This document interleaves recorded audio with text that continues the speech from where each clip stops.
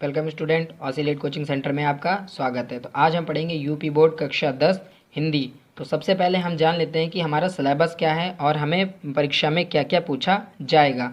Point number 1, Hindi गद्य के विकास का संक्षिप्त परिचय, जिसे 2 भागों में विभाजित किया गया है, शुक्ल युग तथा शुक्लोत्तर युग। यह हमें 5 नंबर में पूछा जाएगा। पॉइंट नंबर 2, हिंदी पद्य का विकास का संक्षिप्त परिचय, इसको भी 2 भागों में विभाजित किया गया है, रीति काल तथा आधुनिक काल। यह भी हमें 5 नंबर में पूछा जाएगा। पॉइंट नंबर 3, कि गद्य हेतु निर्धारित पाठ्य वस्तु से, जिसमें हमें संदर्भ, रेखांकित अंश की व्याख्या तथा तथ्यपरक प्रश्न पूछे जाएंगे। यह हमें 6 नंबर में पूछा जाएगा। नेक्स्ट पॉइंट देखते हैं क्या है कि काव्य हेतु निर्धारित पाठ्य वस्तु से, जिसमें हमें संदर्भ, व्याख्या तथा काव्य सौंदर्य पूछा जाएगा। यह भी हमें 6 नंबर में पूछा जाएगा। फिर नेक्स्ट क्या है कि हमारा संस्कृत गद्यांश अथवा पद्यांश का संदर्भ सहित हिंदी में अनुवाद करना है। यह हमें 4 नंबर में पूछा जाएगा। नेक्स्ट देखते हैं कि निर्धारित पाठों के लेखकों एवं कवियों के जीवन, परिचय एवं रचनाएं, जिसमें 3 नंबर में लेखक और 3 नंबर में कवि का जीवन परिचय पूछा जाएगा। नेक्स्ट पॉइंट है कि संस्कृत के पाठों से कंठस्थ एक श्लोक जो प्रश्न पत्र में ना आया हो। एक हमें श्लोक बताना होगा जो आपके प्रश्न पत्र में ना आया हो। यह आपका 2 नंबर का होगा।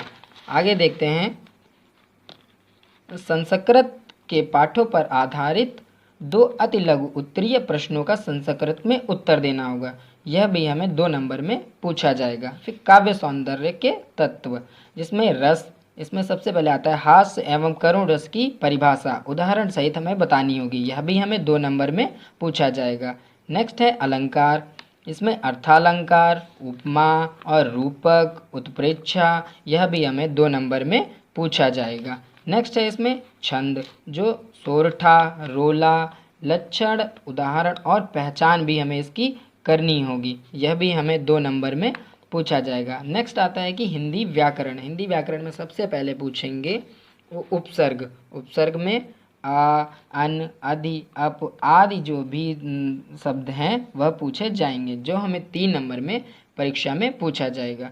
देखते हैं आगे क्या है प्रत्यय, जिसमें आई, त्वा, ता, पन, वा, हट, वा आदि जो शब्द हैं वह पूछे जाएंगे। यह भी हमें 2 नंबर में पूछा जाएगा। नेक्स्ट है समास।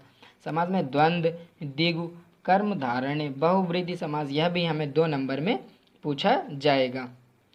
आगे क्या है कि तत्सम शब्द, यह भी हमें 2 नंबर में पूछा जाएगा। फिर क्या आता है कि पर्यायवाची, यह भी हमें 2 नंबर में परीक्षा में पूछा जाएगा। फिर आता है संस्कृत व्याकरण एवं अनुवाद, जिसमें संधि, इसमें यण संधि, वृद्धि, परिभाषा, उदाहरण तथा पहचान, जिसमें हमें इसकी परिभाषा बतानी होगी उदाहरण सहित, और हमें पहचान भी करनी होगी यह कौन सी संधि है। यह हमें 2 नंबर में पूछा जाएगा परीक्षा में। नेक्स्ट आता है शब्द रूप, जिसमें सभी विभक्तियां एवं वचनों में संज्ञा, जैसे फल, मति, मधु, नदी, जैसे सर्वनाम में तद, यदम, यह भी हमें 2 नंबर में पूछा जाएगा परीक्षा में। आगे देखते हैं क्या है, आगे हमारा आता है धातु रूप, जिसमें लट, लोट, लट, विदलिंग आदि लकारों में 2 नंबर में हमारा यह भी प्रश्न आएगा। आगे बढ़ते हैं, हिंदी के प्रश्नों पर संस्कृत में अनुवाद करना होगा। हिंदी के प्रश्नों का संस्कृत में अनुवाद, आपको हिंदी में प्रश्न दिए जाएंगे जिसका आपको संस्कृत में अनुवाद करना होगा। यह भी आपका परीक्षा में 2 नंबर में पूछा जाएगा।